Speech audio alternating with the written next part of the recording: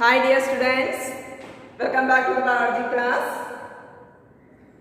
In the last class, we studied about different types of simple permanent tissues. Which are the examples for simple permanent tissues? Parenchyma, collenchyma and sclerenchyma.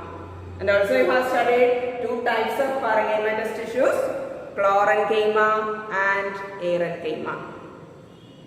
So all these tissues are composed of only one type of cell. So they are known as simple permanent tissues. So the permanent tissues mainly classified into two types, simple permanent tissues and complex permanent tissues. So today we can study about complex permanent tissues.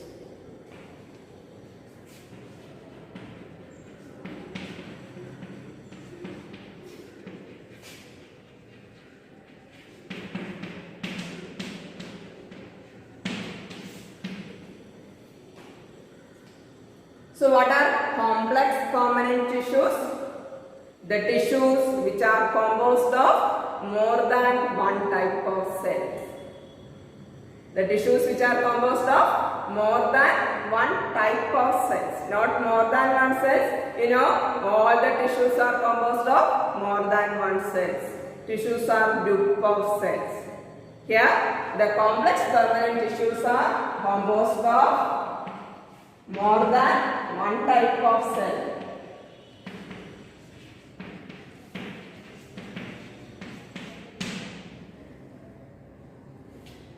More than one type of cells joined together, grouped together, and they work together for performing one common function. That are complex permanent tissues. The tissues which are composed of more than one type of cell, but they work together to achieve a common function. So the xylem and phloem. Xylem and phloem tissues are examples for complex permanent tissues. You know the xylem and phloem tissues are conducting tissues. Xylem helps to conduct water molecules and phloem helps to conduct food molecules. So both are conducting tissues. So these conducting tissues are examples for complex permanent tissues. So since they are complex permanent tissues, they are composed of more than one type of cell. So both these tissues are composed of four types of cells. Both xylem and phloem are composed of four types of cells. We can study their components. The xylem composed of tracheids, vessels,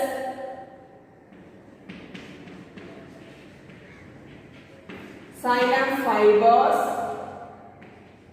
and xylem parenchyma.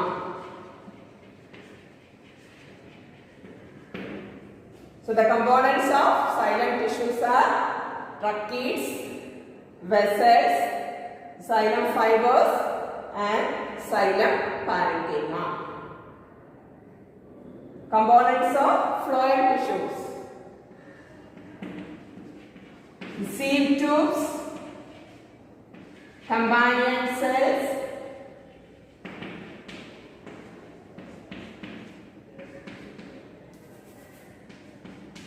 phloem fibers and phloem parenchyma.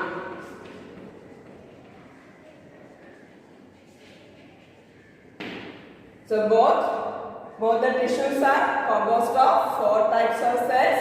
Which are they? The xylem composed of tracheids, vessels, xylem fibers and xylem parenchyma. Phloem composed of sieve tubes, companion cells, phloem fibers and phloem parenchyma. What is the function of xylem tissues? Xylem helps to conduct water molecules. So the conduction of water molecule is the function of xylem tissues, and phloem helps to conduct food. Okay, then you know that xylem allows to conduct water molecules only in one direction. Which direction the water molecules move in plants? So from where the plants get water?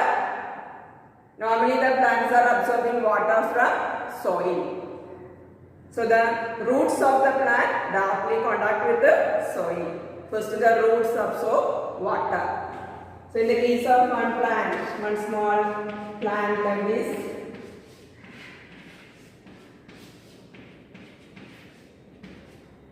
so here they are attached with the soil. First the water molecules from soil absorbed by root. So all the cells of the plant require water molecules. So from the root, this water move upward and reaches to the different branches, different leaves, etc. And also for doing photosynthesis process, plants require water. So water need to reaches to the leaves. So from the roots, water move in upward direction. So xylem allows the conduction of water molecules only in one direction, that is from roots to upward. Okay, but what about the phloem? Phloem helps to conduct food molecules. So food is synthesized as a result of photosynthesis in leaves. So in all leaves food is synthesizing. In all branches, in all leaves food is synthesizing. But you know the cells present in the root also require food molecules. Okay, cells of the root also require food. So from the leaves, the food need to reaches to the cells of root. So in all direction, the movement of food molecules occurs. So from lower branches, the food goes upward, and from the upper branches, food goes downward and reaches to the roots. So the phloem allows the conduction of food molecules in both directions, both upward and downward direction. But xylem allows the conduction of water molecules only in one direction, that is from roots to upward. Okay, so that is the main differences between xylem tissues and phloem tissues. Both are complex permanent tissues.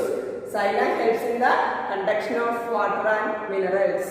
Along with the water molecules, some nutrients, minerals also absorbed by root. Along with the water, these minerals also move upward. So xylem allows the conduction of water molecules and minerals, and phloem helps to conduct the transport of food molecules. Okay.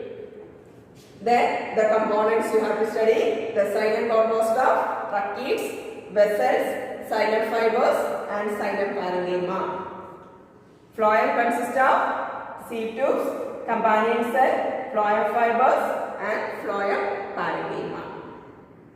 So among these tissues, tracheids and vessels are the important xylem tissues which helps in the upward conduction of water. Tracheids and vessels, both elongated tubular cells. Tracheids and vessels, they are arranged one above the other. So tracheids are the pointed end elongated tubular cells and vessels little more broad elongated tubular cells. And xylem fibers that provide mechanical support. Additional support is provided by xylem fibers. ഒരു strength കൊടുക്കാൻ help ചെയ്യുന്നതാണ് xylem fibers. And the xylem parenchyma involved or helps in the sidewise conduction. So normally in the case of stem, suppose conducting tissue that is present in the center. So water molecule through this tubula or the conducting tissues water move upward.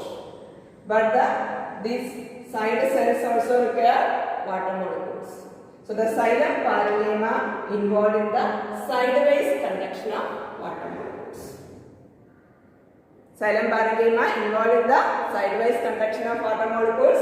Xylem fibers provide support, additional strength to the xylem tissues, and main tissues which involve in the upward conduction of water molecules that are tracheids and vessels. Similarly, in the case of phloem, seal tubes and companion cells are the major important tissues which involve in the conduction of food molecules. Here also the phloem fibers provide mechanical support, additional strength, and phloem parenchyma sideways conduction of food molecules. Okay, then another one difference. In the case of xylem tissues, the most of the tissues are dead tissues. So here tracheids, vessels and xylem parenchyma are dead tissues. So out of 4 components, 3 are of dead tissues. Only 1 living tissues in xylem, that are xylem parenchyma. But in the case of phloem, most of the tissues are living tissues. So here seal tubes, companion cells and also the parenchyma cells are living tissues.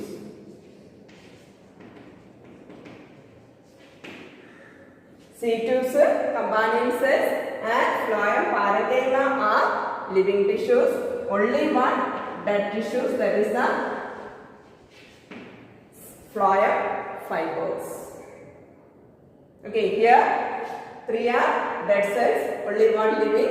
Here 3 are living cells, only 1 dead tissue, that is a phloem fiber. Okay, so these are the major differences between xylem tissues and phloem tissues. What are the difference?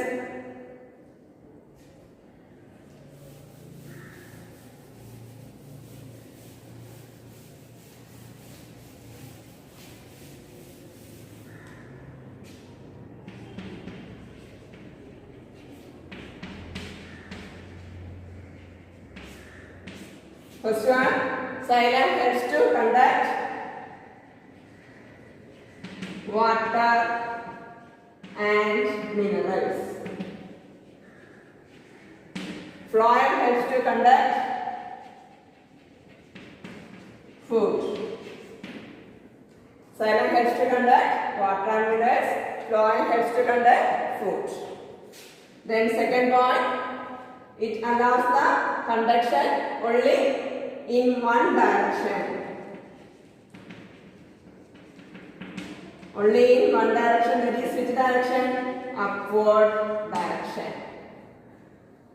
But phloem allows the transport of food in both direction, both upward and downward direction.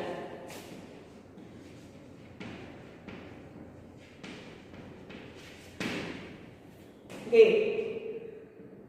Here, conduct water and minerals only in one direction. Conduct helps in the conduction of food molecules, that allows the transport of food in both upward and downward direction.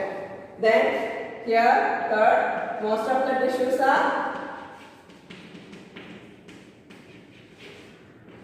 are dead except xylem parenchyma. Here most of the tissues are